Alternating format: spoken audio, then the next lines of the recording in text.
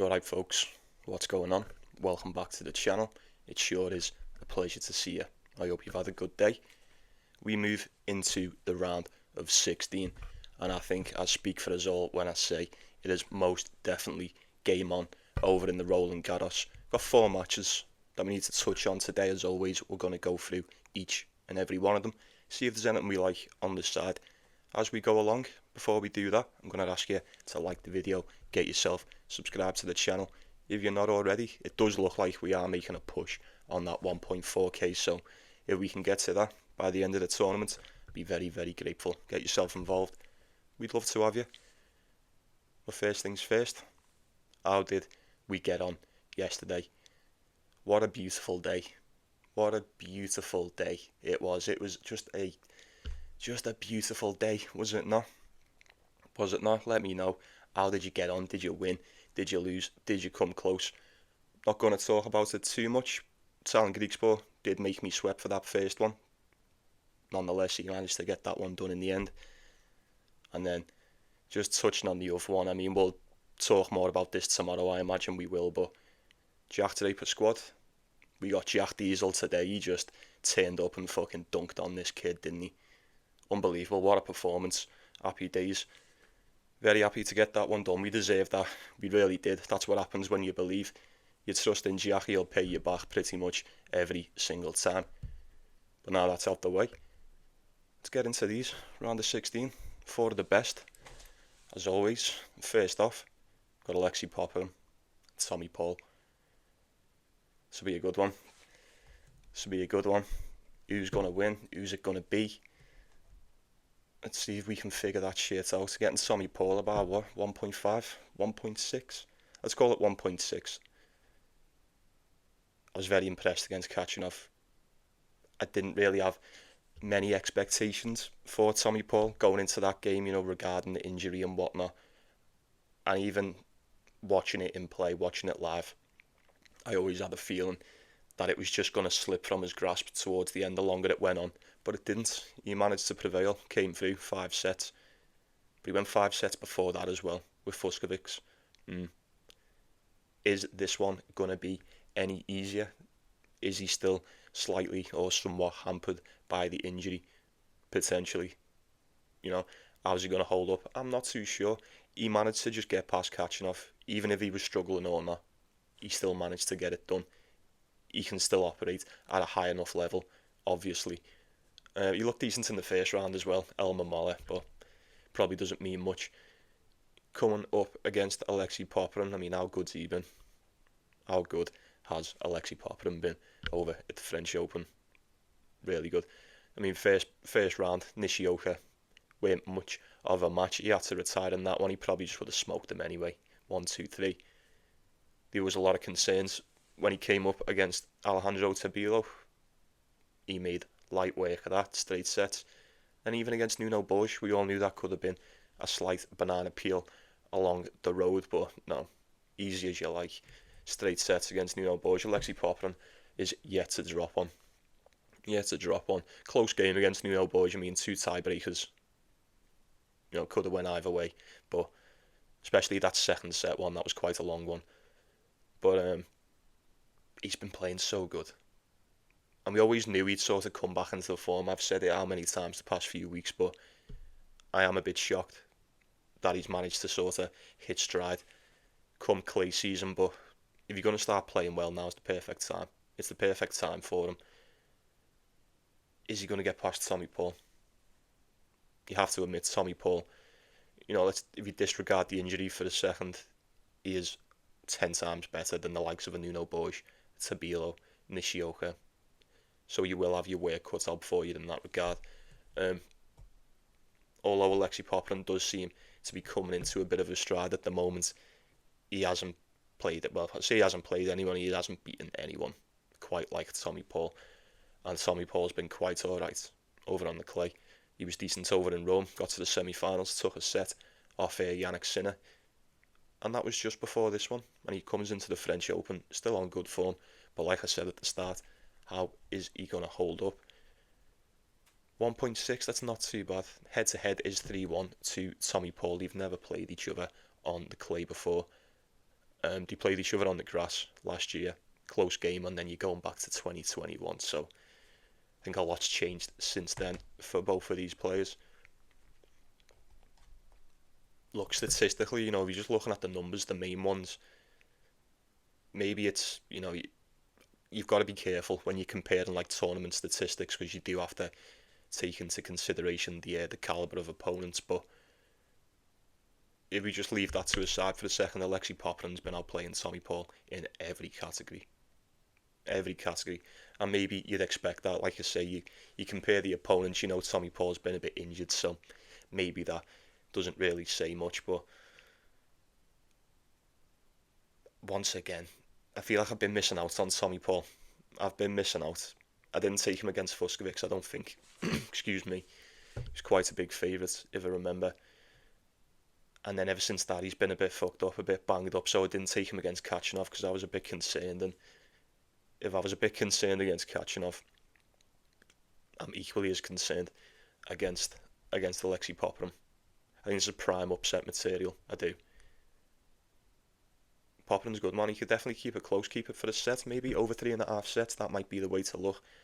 I think either one comes out and wins this in straight sets. I know Popyrin's won every one in straight sets, but I think it'd be a big ask to get past Tommy Paul. Just as easy as 1, 2, 3. Like I say, if you can play with an injury and still go 5 sets with Kachanov, if it's that bad, will he be able to continue? Will he pull out? I don't know. We haven't really seen much of that this tournament. I'd lean with probably an over 3.5, maybe Popyrin for a set as a parlay piece. Just play it safe. Look, Kachanov took 2. Kachanov got 2 off him. Fuskovic's got 2 off him. Popyrin's been playing better than those two, so I don't think it's that bad of a shout to just lean with Popyrin for a 1 set as just a very small parlay piece if I had to give a solid pick for that one. So we'll leave that there. And then we'll crack on with Ben Shelton, Carlos Alcaraz. I think it's game over for Ben Shelton today, unfortunately. I'm hoping for a good game, hoping for a solid performance out of Ben Shelton. It'd be interesting to see how close he could potentially keep this, or could you reckon he could win this game? I don't think so. I don't think this is a winnable matchup for Ben Shelton. Just quite yet. 1.04 for Carlos Alcaraz. There you go. It's the round of 16 and he's still 1.04. I mean, there's your answer right there. There's your pick. How you go about it, I'm not too sure. I do think the spread is around 7.5, maybe. I think he covers it. I do. My initial thought would just be Carlos Alcaraz on that spread. If we're just looking at like a value pair, I don't think Ben Shelton gets near him. I really don't. At the very least, as I would see it going, if he comes out hot, if Ben Shelton comes out firing that big serve, it can trouble the best of them. But it has to be perfect. It has to be perfect. And it's just so hard to be perfect against Alcaraz. Pretty much no one can be. Next on impossible. I think he takes a set. I don't. He looked good against Matteo Gigante, but in hindsight, maybe that was to be expected. We did say, after he beat Tsitsipas, it's going to be rather difficult for him to replicate that. And he really struggled against Ben Shelton. Didn't win a set. Carlos Alcaraz has dropped a set in his last 2 matches. One against Demir Juma, one against Fabian Madison. Now, one may say, why would Ben Shelton not be able to take a set 2? I couldn't, I couldn't talk it off that. I couldn't. If you just wanted to take that, the odds for Ben Shelton for a set will be so much better. I don't even know what they'll be. You might even get around. Don't quote me on it, but he's a 10-1 underdog, 9-1, 10-1 dog. What are the odds for Ben Shelton to win a set? Someone let me know. I won't be going anywhere near that. He looked alright against Sonego, barely got past him, got the walkover against Gaston, decent against Gigante. Unfortunately, I do feel like it's the end of the road for our Ben today, and there's no shame in it. There's not a lot you can do when Carlos Alcaraz is about. Not a lot, indeed. I am expecting Alcaraz to get past this one. What are we saying? Finals? semi-finals, minimum. Got to be Yannick. I've been saying he probably wins this, but I don't know. I mean, Yannick Sinner, he looked fucking fantastic today, so you couldn't put it past him being in the final. So I don't know. Sinner, Alcaraz finals, something like it seems destined, doesn't it? I don't know. We'll cross that bridge when we come to it anyway, but I feel like there's only one outcome in that. You let me know how you were going to approach it. And we've got Big Foe. Big Foe, Daniel Altmaier. Should be a good game. Should be a good game.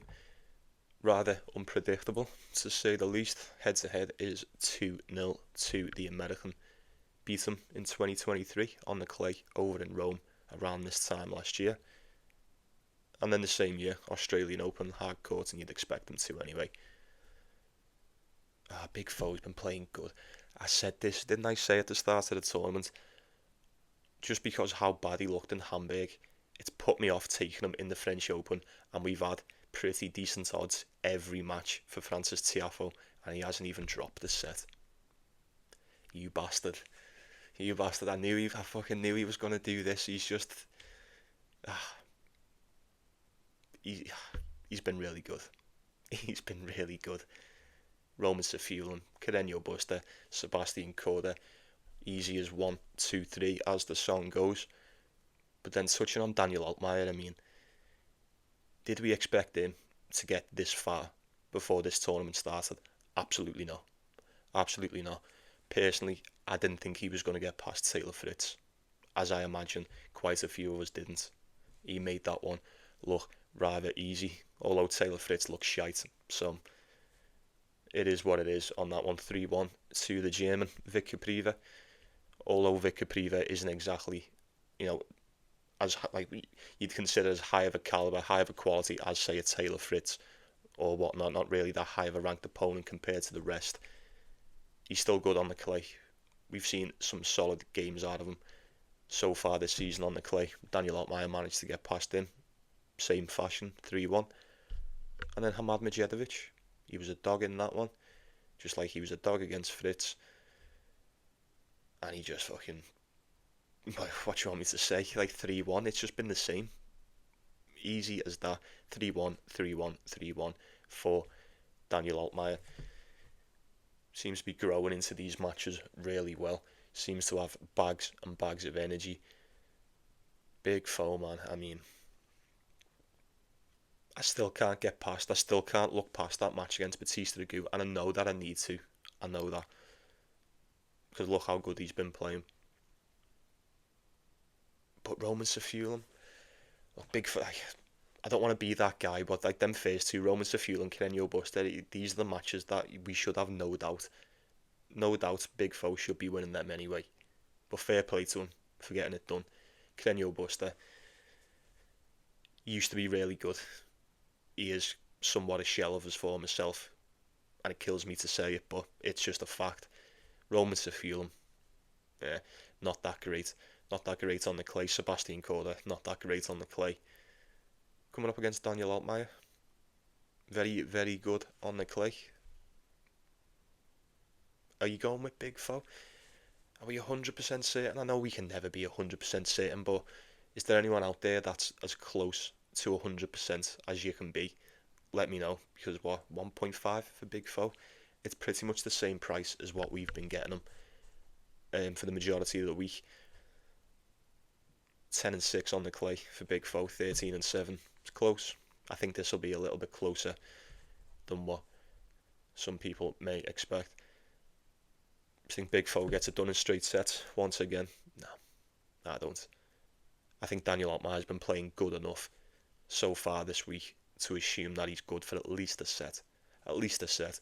While he's a dog price like that, 2.6, 2.7. I don't know. Anyone out there just taking Altmaier on the money line? Have we got any of those? Do let me know in the comments. Share your thoughts. Over 3.5. That'd be the way I would look on that one. Over 3.5 sets. Pay your money. Take your choice. Just hope for a close game, innit? Hope for a close game. Round of 16. It's what you want to see. I'd assume they should be good for at least one apiece, but we'll waste no more time on that one. We'll leave it there, and then we'll wrap this shit up with probably the best one of the day. Am I right? Probably has the potential to be one of the best matches of the tournament so far. Got Lorenzo Musetti, Holger Rune. Who's it gonna be? Who is it gonna be? Head to head is 2-0 to Holger Rune, Indian Wells last year, and then Queens the year before. Straight sets. The pair of them never played on the clay. Not only have they never played on the clay, I think you would all agree with me when I say Holger Rune has never played this version of Lorenzo Musetti. Absolutely not. Both look really good. I haven't really had to talk about these a lot. Well, pretty much at all. This tournament, I've had Lorenzo Musetti on and out right from the start. I need him to get to the semis. I'll be very, very happy if he does. He needs to get past Holger Rune in order to do that. And I'd fancy him to have at least a good go. I'm not going to say he should be winning this, but he's 1.5. I think it's safe to say he's kind of expected to win this one. Looked decent against Yannick Hanfmann, Daniel Galan. Dropped the set against Navone, come back and just put him to bed. Holger Rune dropped one to Batista Agut in the first round, beat him. Emilio Nave, easy as you like, kind of expected it. Tough one. Proper tough one against Quinton Hallis in the third round, was it not? 3-2, 5 sets, great shit from Quinton Hallis there. Like, we know what he can bring when he plays. He's solid and he's hard to break. Nonetheless, even better shit from Holger Rune for being able to get that one done. We've seen Holger Rune in the past. These are exactly the matches that he pretty much loses. He drops the first set, comes back, drops the second. We've seen him lose his head a few times in spots like this, but what I will say, Grand Slam Rune's good. Like, he's good for the 5 sets. He should be fit to go. And if he's not fit to go, his knee might start acting up. And then if that starts happening, I feel like Musetti's just got him on a plate then. But Holger Rune's been good. We've seen him win the title over in Barcelona not that long ago. Let's not forget. Let's most definitely not forget about that one. Alcaraz in the final in Spain, straight sets, clay title. Say something about that. Lorenzo Musetti's went 17-4 on the clay this year. 17-3 is that? Oh, it's giving me both of them. Let's just say 17-3. Holger Rune 9-4. Musetti's been so good. He's been so good this year, although he's yet to get himself a title, a clay title anyway. Well, yeah, just a title, even a hardcore one. Doesn't matter. It's neither here nor there. I do think he's a better player at the moment. There's only 2 or 3. I think it's 3 ranks between them in the rankings. Holger Rune number 10, Musetti number 7. I feel like, I don't know. I do think Musetti wins this, by the way. I do think he's probably much more trustworthy in the current day. Especially with Holger Rune just going 5 sets against Quinton Hallis. How is he going to hold up in this one? Is he ready? Is he up for another complete war with the Italian? I wouldn't be so sure. I wouldn't put it past him. I wouldn't sleep on Holger Rune. He's a very good player. We all know the potential that lays within. But Musetti's just been doing it, man. He's just been doing something different. He's only been getting beat by the absolute best. The absolute best so far. Won 8 of his last 10. His only losses were to Jack Draper, semi-finals in Madrid, and then Carlos Alcaraz in the semi-finals over in Rome.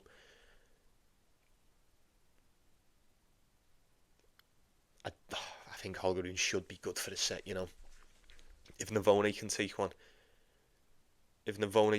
I know you see a lot more of Navone on the clay than Holger Rune, but he's not a better player.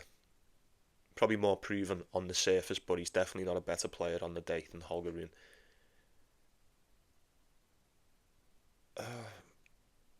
Does Musetti beat him? Is it just that over 3.5 sets? I can't see either one putting it plainly, I can't see either one winning in straight sets. I can't. If it's going to be anyone, I'd probably have to just go with Musetti. Therefore, I probably just would lean with him to get the win. Somewhat edge it out. I don't know how it's going to go. He could just turn up and just absolutely dog walk Holger Rune in 3. He could do that. I wouldn't be willing to bet that he does. But, look folks, I mean 1.5. 1.5 is probably as good as it's going to get regarding the money line today. I don't mind it. It's a solid parlay piece. If you can get something like that with somebody else to take a set, you have yourself a nice piece of pie. I'd be looking at Lorenzo Musetti to get it done. Holger Rune for this set, solid as you like. You get an alright price for that. Over 3.5 sets. Let me know if anyone's taking that. Well, that's going to do us. We'll leave it there. Very well then. Very well. Appreciate you stopping by. As always, folks, I'll be saying good night to you. Take it easy, yeah.